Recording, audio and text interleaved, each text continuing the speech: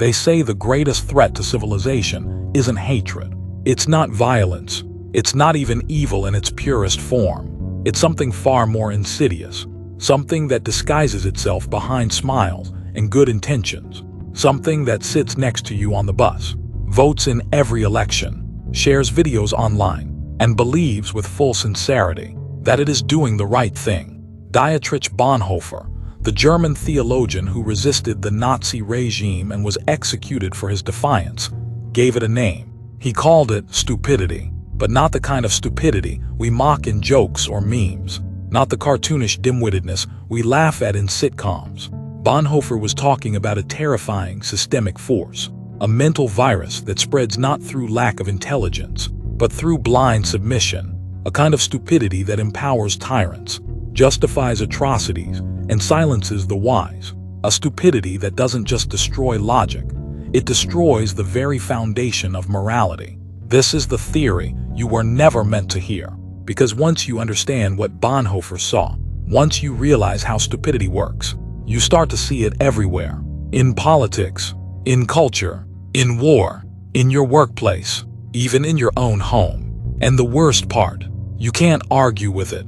You can't fix it with reason. You can't outsmart it, because stupidity, Bonhoeffer warned, is not a defect of the mind. It is a moral failure, a choice, a submission to power, and that makes it more dangerous than evil itself. Now, who was Dietrich Bonhoeffer? He was born in Germany in 1906 to an affluent, well-educated family. His father was a renowned psychiatrist. His mother, the granddaughter of a theologian. He had the best education money could buy, and by the time he was in his early 20s, Bonhoeffer was already a respected academic. But he wasn't just a scholar. He was a deeply moral man, someone who saw the world through a lens of responsibility. As Adolf Hitler rose to power in the early 1930s, Bonhoeffer didn't flinch or hide. He stood up. He criticized the Nazi regime in public. He opposed the persecution of Jews. He became one of the earliest voices in Germany to resist what he saw coming. He joined the Confessing Church, a breakaway group that rejected Nazi interference in religious affairs. Eventually, he even became involved in a plot to assassinate Hitler. And for that, he paid with his life. In 1943, Bonhoeffer was arrested. In 1945, just weeks before the end of the war, he was hanged in Flossenburg concentration camp. But before his death, while imprisoned, Bonhoeffer wrote letters, essays, reflections, and in one of them, he articulated something chilling, not about guns or propaganda or violence, but about stupidity. Stupidity, he wrote, is a more dangerous enemy of the good than malice. Think about that. Not hatred, not evil, but stupidity. Why? Because malice knows what it's doing. The malicious person has intent.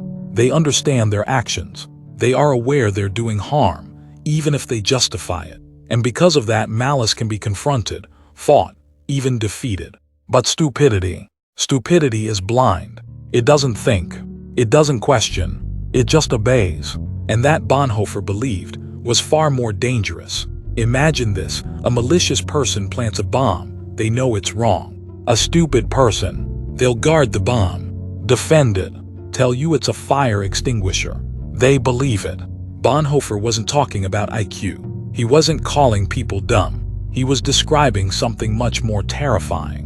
A state of being where a person forfeits their ability to think. He wrote, "Upon closer observation, it becomes apparent that every strong upsurge of power in the public sphere, be it political or religious, infects a large part of humankind with stupidity. Stupidity, then, wasn't just a personal flaw. It was a social disease, something that spreads. And the more power concentrates in one place, whether it's a dictator, a corporation, or a dominant ideology, the faster stupidity spreads. How? Because people become afraid. They conform. They stop asking questions. They repeat what they're told. They cling to the group because the group offers safety. But in doing so, they surrender something vital: independent judgment. Bonhoeffer noticed this firsthand. He saw doctors, judges, professors, people who were once thoughtful and critical turn into parrots of propaganda. They weren't unintelligent. They had degrees, titles, social standing. but they had become stupid. And this is the terrifying part. They didn't even know it, because stupidity, as Bonhoeffer defined it, isn't self-aware. It doesn't recognize its own blindness. It defends it. In fact, the stupid person often feels righteous. They believe they are on the right side. They believe they are virtuous. They cannot be reasoned with because they don't see disagreement as dialogue. They see it as an attack. And the more you try to explain, the more they dig in. Bonhoeffer wrote, "In this state, the stupid person is often stubborn, and being confronted with facts that contradict their opinions, they simply disregard them. In such cases, the stupid person even becomes critical." Think about that today. Think about debates online. Think about arguments in politics. Think about ideological mobs. You present facts, they present feelings. You offer reason, they offer outrage. You ask questions, they shout slogans. This isn't just ignorance, it's a wall, a fortress. And Bonhoeffer understood. You can't penetrate it with logic. You have to break the spell. But how? He believed stupidity wasn't cured through lectures or arguments, because it wasn't caused by lack of knowledge. It was caused by fear, by social pressure, by power. And power, Bonhoeffer observed, makes people stupid. When someone is under the influence of an authoritarian power, or a dominant ideology, or even a social mob, they become afraid to think differently. They become afraid to stand out, afraid to lose their job, afraid to be called names, afraid to be canceled, afraid to be alone. So they stop thinking. They echo, they nod, they perform, and in that performance, they lose themselves. Bonhoeffer saw that in Nazi Germany, but we see it now too. It happens in democracies, in corporations, in schools, on social media. Wherever there is pressure to conform, stupidity follows. Not the silly, harmless kind, but the kind that silences dissent, that destroys truth, that justifies cruelty, that protects evil by denying it exists. So what do? Bonhoeffer had a hard answer. He said you can't reason with stupidity. You can't debate it. You can't educate it into clarity. You have to resist it. And the first act of resistance is not against the stupid person. It's against the system that made them that way. You have to challenge the power that feeds stupidity. You have to speak when silence is demanded. You have to think when obedience is praised. You have to risk being hated, ridiculed, exiled, because only in that defiance can real thought survive. Bonhoeffer called for moral courage, the kind that refuses to blend in, that asks the forbidden questions, that sees the mob for what it is, and walks the other way. It's not easy. It's lonely, but it's the only path out of darkness, because once stupidity spreads, once it becomes the norm, truth dies, reason dies, and with it freedom. Bonhoeffer died before he could see the end of the war, but his words outlived him, and today, more than ever, they ring true. The terrifying theory of stupidity is not a relic of history. It's a warning, a siren we ignore at our peril. What makes stupidity so terrifying isn't just how it spreads, it's how easily it's accepted, how quietly it becomes the default, how quickly it disguises itself as virtue. Stupidity doesn't show up waving flags and declaring itself. It whispers, it blends in, it cloaks itself in good intentions. It tells you, you're just being a good citizen, you're protecting people, you're doing the right thing. And in that seduction, it turns decent people into participants in destruction. Bonhoeffer understood that stupidity wasn't about low intelligence. It was a moral surrender, a collapse of the inner voice, a loss of will to resist. It begins small. Someone repeats what they hear on the radio. They go along with a popular belief because questioning it is risky. They accept the new rule, the new slogan, the new ritual because everyone else does. And once that process begins, it snowballs. A person who gives up their judgment once finds it easier to give it up again. Each compromise makes the next one feel smaller. Each surrender of reason makes obedience feel safer. Until, without realizing it, they've become part of something monstrous. This is how ordinary people participate in extraordinary evil. They never make one huge, horrible decision. They make 1,000 tiny ones, each one just a little easier than the last. History has shown this again and again. In Nazi Germany, neighbors turned in neighbors, not always out of hatred, sometimes out of fear, sometimes out of habit, sometimes because they thought it was the right thing to do. In the Soviet Union, people denounced each other over political jokes. In Mao's China, children betrayed their parents to gain favor with the party. This is the terrifying power of stupidity, as Bonhoeffer defined it. It's not just passive ignorance, it's weaponized conformity. When someone abandons independent thought, they don't just become neutral, they become dangerous, because now they are open to control. They can be told who to hate, what to believe, when to cheer, and they will do it enthusiastically, not because they are evil, but because they believe they are good. This is the psychological trap. A stupid person doesn't see themselves as stupid. They see themselves as righteous, as moral, as the enlightened ones, and anyone who disagrees. They're not just wrong, they're dangerous, they're evil, and when you believe that, you don't have to listen to them. You don't have to debate them. You just have to shut them up. This is how censorship begins. Not from dictators, but from the masses. From people who think they're protecting truth by silencing it. From people who think they're fighting hate by hating. From people who think they're building a better world by destroying anyone who questions them. It doesn't start with violence. It starts with consensus, with applause, with trending hashtags, with compliance disguised as compassion. And before long, the stupid aren't just present, they're dominant. Because they follow, they obey, they repeat, and that makes them useful to regimes, to movements, to anyone who seeks power. Bonhoeffer understood this perfectly. He saw how the Nazis didn't need to turn every German into a monster. They just needed enough people to stop thinking, to stop asking, to stop resisting. Once that happened, the rest was easy. And here's where it gets worse. The more stupid people there are, the more dangerous it becomes to be wise. Because stupidity isn't just blind, it's hostile to vision. A stupid person doesn't just ignore those who speak truth, they attack them. Because the presence of someone who thinks, someone who questions, someone who sees, makes them uncomfortable. It threatens their illusion. It reminds them deep down that they've surrendered their minds. So they lash out. They call names. They mock. They cancel. They report. Bonhoeffer warned that the stupid person is not autonomous. They are under the influence. Let's stop pretending. You've seen it. You've felt it. You've tried to speak up, but your words hit a wall. Not a wall of logic, not a wall of intelligence. A wall made of something worse. Silence, dismissal, hostility, that cold, empty stare of someone who's already decided not to think. Not because they can't, but because they won't. And that's where Bonhoeffer's theory reaches its most terrifying form. Stupidity is chosen. It's not a mistake.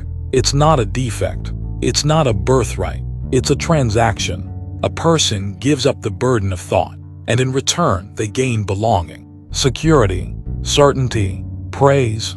They get to be on the right side of history. They get to feel righteous without ever having to wrestle with truth. It's easy. It's rewarding. It's addicting. And the worst part, we've all done it. That moment when you knew something was wrong, but stayed silent. That time you disagreed, but clicked like anyway. That conversation you avoided because it was too dangerous to be honest. Those moments add up, and they shape a culture where thinking is dangerous, where questions are subversion, where people perform virtue instead of practicing it. Bonhoeffer didn't predict this. He warned us. He saw that stupidity wasn't a fringe problem. It was the heart of tyranny, because dictators don't rise with armies. They rise with applause, with cheering crowds, with obedient citizens, with people too afraid to think or too comfortable not to. He wrote, "The power of the one needs the stupidity of the many." That's it. Power needs stupidity, because stupidity doesn't resist. It doesn't rebel. It doesn't question. It complies. It obeys. It protects the very systems that enslave it. This is why tyrants fear the thinker more than the soldier. Because one person who thinks clearly, one person who won't repeat the script, one person who asks why, is more dangerous than 100 who don't. Now let's ask the brutal question. What does this look like today? No, we're not in 1940s Germany. No, we don't live under Hitler. But stupidity didn't die with the Third Reich. It mutated. It modernized. It found new ways to disguise itself. Today, stupidity wears a lab coat, a suit, a brand, a slogan. It comes through your phone, through your feeds, through endless repetition of safe, approved, correct ideas. And if you step out of line, you're punished, not with whips, but with silence, with mockery, with digital exile. The same cowardice Bonhoeffer wrote about now hides behind algorithms, behind corporate statements, behind institutional guidelines. But the result is the same: a population afraid to think, afraid to question, afraid to be seen as different, because difference is now dangerous. You're either with the herd or against it, and the herd does not tolerate outliers. So people self-censor. They smile, they nod, they go along to get along. And once again, stupidity becomes the norm. Bonhoeffer saw this too. He saw how good people stayed quiet while evil bloomed, how decent citizens convinced themselves that silence was safety, that loyalty was virtue. They weren't monsters, they were afraid. But fear doesn't absolve. Fear doesn't protect truth. Fear, when bowed to, becomes complicity. Bonhoeffer died because he wouldn't bend, because he chose truth over safety, because he believed some things are worth the price, even your life. And that's where this theory becomes more than analysis. It becomes a call not to be smarter, not to memorize more facts, but to stand, to resist the pressure to conform, to break the spell of performance, to choose the agony of thought over the comfort of slogans. Let me be clear, this isn't about being contrarian. It's not about being loud or angry or rebellious for its own sake. It's about refusing to become stupid, because stupidity is seductive. It offers community, certainty, moral clarity, but it costs you your mind, your voice, your soul. And once you give those up, you become part of the machine. You become a tool, a shield for tyrants, a foot soldier for lies. Bonhoeffer saw this play out step by step. He watched a cultured, educated nation descend into madness, not because it was filled with monsters, but because it was filled with people who refused to think. And the most terrifying part, they believed they were the good guys. Today, we see the same patterns. No, not swastikas and salutes, but blind consensus, mass compliance, punishment for dissent, a world where people don't ask, is this true? But instead, will this get me in trouble? Where people don't say, what's right? But instead, what's safe? That's not freedom. That's not progress. That's the rule of stupidity, and it will destroy everything if we let it. So what do? Bonhoeffer doesn't give us easy answers, but he gives us one hard, essential truth. You must begin with yourself, not with lectures, not with memes, not with pointing fingers. You start by reclaiming your own mind. Ask the hard questions. Say the uncomfortable truths. Stand up when it costs, because your silence is not neutral. It feeds the machine. Your silence tells others to stay silent. Your cowardice teaches others to be cowards. But your courage breaks chains. Bonhoeffer didn't free a nation, but his courage lit a spark, and that spark still burns. So light yours. Speak the truth that scares you. Think the thought you were told not to. Refuse to join the chant. And when they come for you with insults, with shame, with rejection, smile. Because now you know what Bonhoeffer knew. That stupidity is not weakness. It is surrender. And you were not born to surrender. You were born to see, to speak, to fight. Not with fists, but with thought, with clarity, with the terrifying power of a mind that will not kneel. This is how evil ends. Not with revolution, but with resistance. Quiet, steady, unbreakable. Bonhoeffer's theory is terrifying because it reveals a truth we don't want to face. We are the ones who allow stupidity to reign. Through fear, through comfort, through silence. But we can choose differently. Today, right now, start by asking, where have I gone blind? Where have I kept quiet? Or have I obeyed not because it was right, but because it was easy? Then do the one thing stupidity cannot survive. Think.